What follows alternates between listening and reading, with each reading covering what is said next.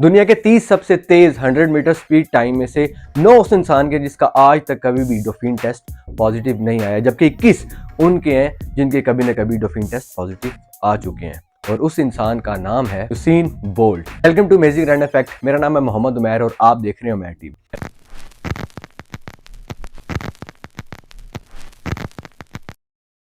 ये बात जानकर आप थोड़े से हैरान भी होंगे और थोड़े से सैड भी होंगे, क्योंकि यूनाइटेड स्टेट यानी कि यूएसए के अंदर जो एक गार्बेज ट्रक ड्राइवर होते हैं, उनकी जो सैलरी होती है सालाना, वो राउंड अबाउट $40,000 के करीब होती है, जिनको अगर मंथली डिवाइड किया जाए और इस करेंसी को पाकिस्तानी करेंसी के साथ डिवाइड किया जाए तो ये सैलरी जो है वो ऑलमोस्ट 2.5 से 3 लाख के करीब बनती है। गार्बेज ट्रक ड्राइवर वो होते हैं जो कि कूड़ादान उठाने का काम करते हैं, जैसे कि पाकिस्तान में जो बल्दिया है जो कूड़ा करकट उठाती है।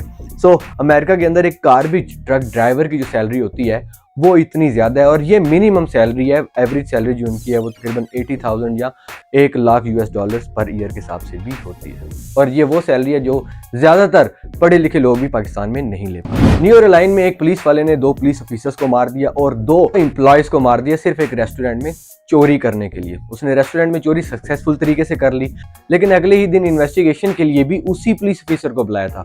लेकिन एक एम्प्लॉय ऐसा था जो बच गया था, जो कि रेफ्रिजरेटर में छुपा हुआ था, और उसने उनको बताया था कि यही है वो जिसने मारा और जिसने रॉबरी की। टेक्सास के चर्च ने बियर को लेकर टेक्सास के न्यूज़पेपर में एक आर्टिकल छपवा दिया कि बियर पीने के क्या नुकसान होते हैं, बियर कितनी ज़्यादा नुकसानदेह होती है इंसान के लिए। तो वहाँ के जो बियर बार होल्डर्स थे उन्होंने क्या किया कि उन्होंने $1 डिस्काउंट की स्कीम लगा दी इस चीज़ के ऊपर कि कोई जो इंसान भी इस न्यूज़पेपर का वो बियर वाला कट पेपर लेकर आएगा उसको $1 का डिस्काउंट दिया जाएगा। इस हिसाब से बहुत से लोग उस पेपर कट को लेकर आए ताकि वो पूरे टेक्सास के न्यूज़पेपर में से इस न्यूज़ को ख़त्म कर सके। इंटरस्टेलर मूवी में कोई भी CGI का इस्तेमाल नहीं किया गया। उसमें तकरीबन 80,000 एकड़ में इन लोगों ने जैनवन जो फसल है वो उगाई थी, और शूटिंग के बाद उस फसल को काट के उन्होंने उससे भी मुनाफा कमाया। लास्ट क्लेम एरिया को भी एक इंसान ने क्लेम कर लिया जिसका नाम है बीर तवील, और उसने ये क्लेम इसलिए किया कि ये प्रॉपर्टी मेरी है।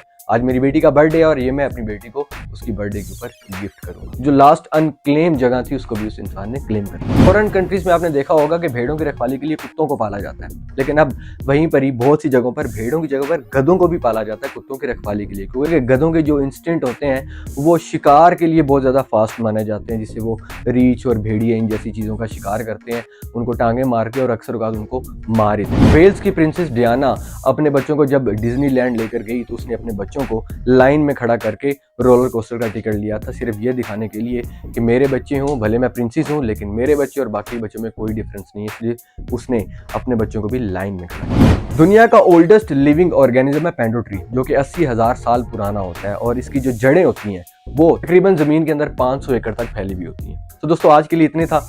आपको इनमें से कौन सा फैक्ट सबसे ज़्यादा अच्छा लगा मुझे कमेंट सेक्शन में ज़रूर बताइएगा। अगर आप भी अपना कोई फैक्ट मेरे साथ शेयर करना चाहते हैं तो आप मुझे इंस्टाग्राम पर DM कर सकते हैं। वीडियो अच्छी लगी तो वीडियो को लाइक जरूर कीजिएगा, वीडियो को शेयर करना मस्ट है। इंशाल्लाह आपसे अगली वीडियो में मुलाकात होगी। अपना बहुत ख्याल रखिएगा। अल्लाह हाफिज़।